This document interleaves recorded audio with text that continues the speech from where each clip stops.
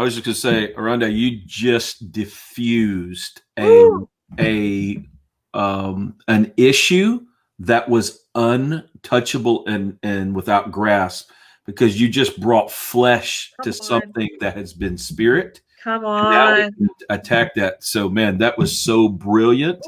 And the fact of the matter is now what that opens up are conversations now that will eradicate systemic racism, because now it's something I can take and I can go apply right now in my world immediately today. So very brilliant. Thank you for that insight. I hear you talking about responsibility, taking responsibility.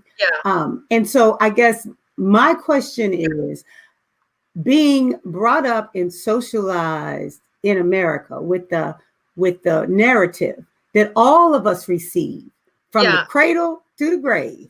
Yeah. It creates a bias, an unconscious bias. So my question is, what happened with you, Aronde? Was it a bias, an unconscious bias, or was it racism?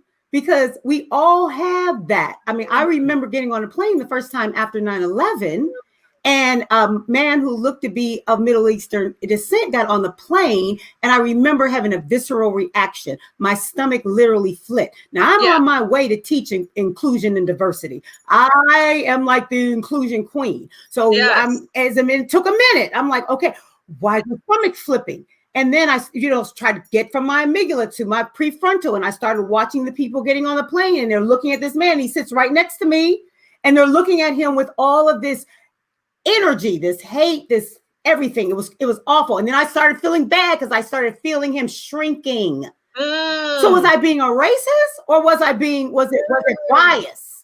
Was it bias because I've been hearing a narrative for 3 weeks that everyone who looked like him was a terrorist? Yeah. So let me racism has to do when one has the ability to exert some power over someone. Yeah. Right. Racism or trauma, or you having a trauma reaction or trigger. That we all have, whatever you want to